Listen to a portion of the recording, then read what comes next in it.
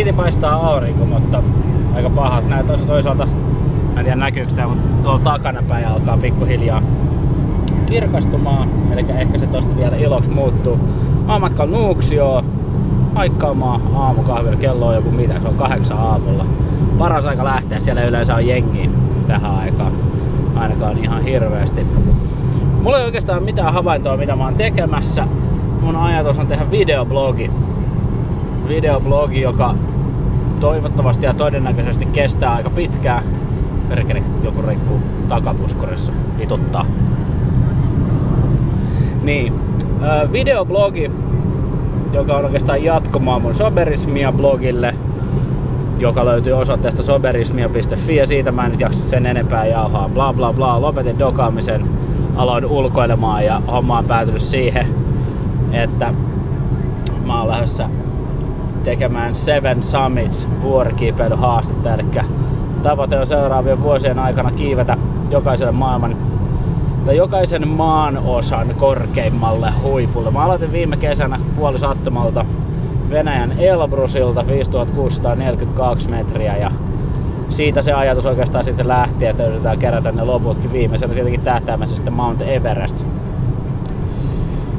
Yli 8 tai lähes 9 kilometrin korkeudessaan. Seuraavana vuorossa mulla on maaliskuussa, ei tossa muutaman viikon päästä oikeastaan lähtö, niin Australian koskiusko, aika helppo, mutta pitäisi olla aika makea reissu. Ja loppuvuodesta Kilimanjaro, sitä ennen tässä ehtii tehdä reissua jos jonkin näköistä ja sitä tää videoblogi tulee nyt seuraamaan mun treenaamista, valmistautumista ja sit varmaan jokapäiväistä tylsää arkea välillä, mutta arki on yleensä kaikista parasta.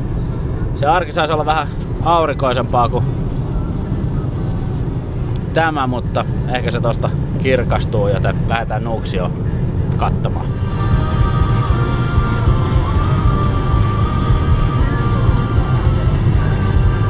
Ihmisiä, että mä en kadehdi. Aamuruuhkalaiset menossa toimistotöihin.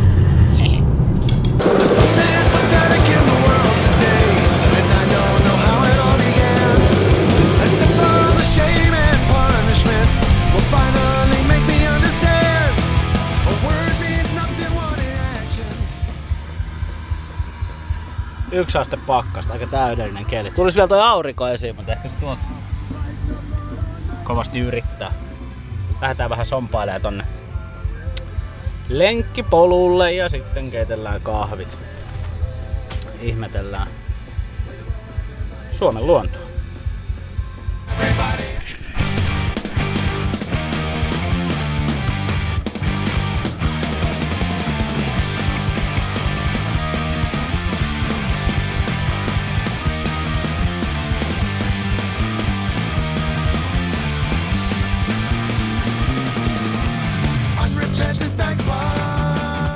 Onhan nyt Soberismia videoblogi ehkä niinku tyhmin ajatus, mitä on vähän aikaa kuultu. Toisaalta niin oli Soberismia blogikin jossain vaiheessa, nyt sillä on melkein 500 000 lukijaa. Tyhmistä idiksestä syntyy aina jotain omituista. Ehkä mä eniten tätä sen takia, että haluan dokumentoida itselle seuraavia vuosien reissut. Mikä olisi parempi kuin egotrippailla ne itse kamera edessä ja kuvitella, että siellä on kauhean määrä ihmisiä odottaa suuria filosofisia avauksia. Tosiasiassa mulla ei edelleenkään haju, mitä mä oon tekemässä, muuta kuin että mä menen pitkin maita ja mantuja ja mantereita ja vuoria.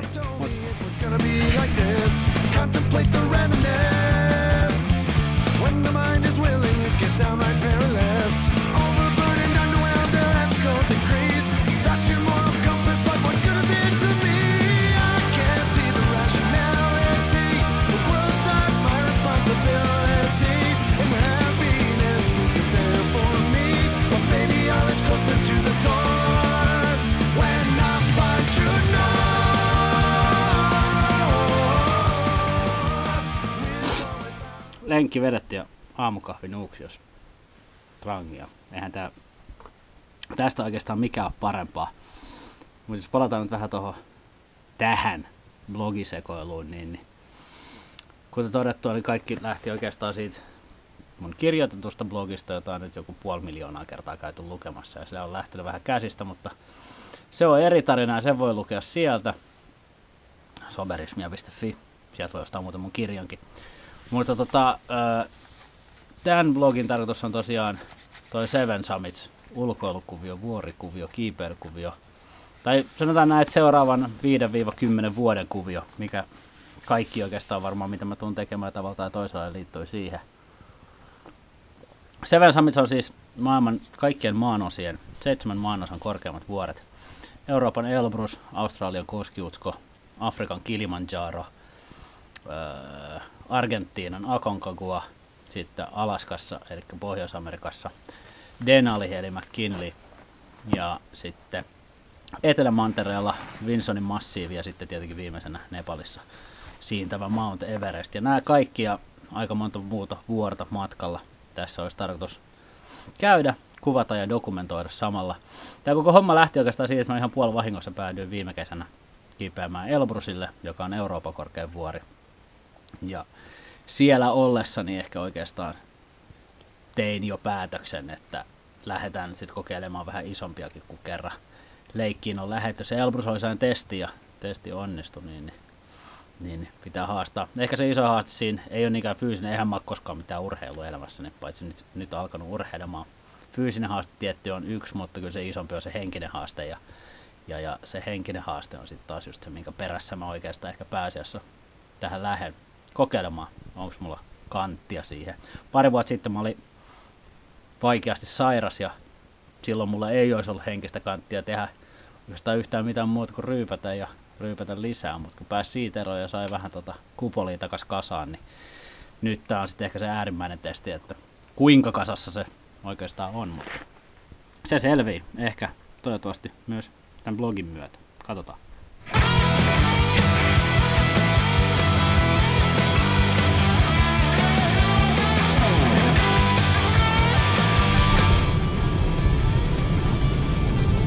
Juoksi on käyty. Tunnin lenkki, reilu tunnin lenkki ehkä. Ja kahvit päällä. Ihme keliksi muuttu. Vähän paistui aurinko, se oli tulos tuolta jo. Piti olla hyvä sää. Nyt tää meni ihan vesikeliksi. Mutta ei se mitään. Pääsi onneksi pahimmalta pois, niin sai tommosen hyvän urheilun tohon oikeastaan alle. Mut tätä tää nyt on.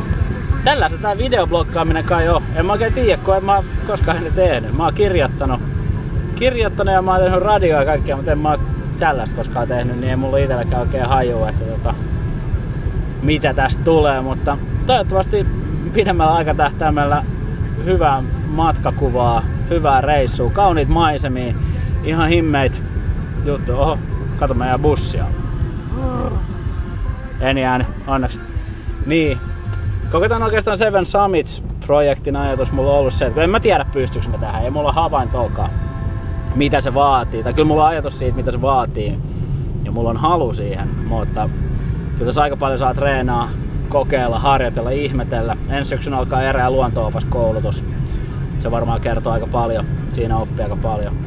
Mutta kuitenkin tämän koko projektin ehkä idea on ollut se, että pahin mitä voi tapahtua, jos mä en onnistu, jos mä en pääse kiipeään kaikkien maanoisen korkeimmille huipuille, niin pahin mitä voi tapahtua, että seuraavan 10 vuoden aikana mä tuun näkee ihan järjettömän määrän huikeita maisemia, upeita paikkoja ja maailmaa tavalla ja toisella, tapaamaan uskomattomia upeita ihmisiä.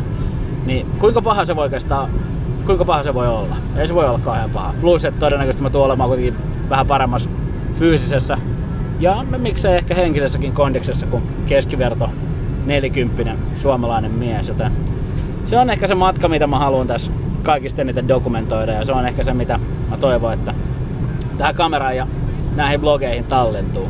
Se maailma, minkä mä tuun näkemään seuraavan 10 vuoden aikana. Siisti, jos oot messissä.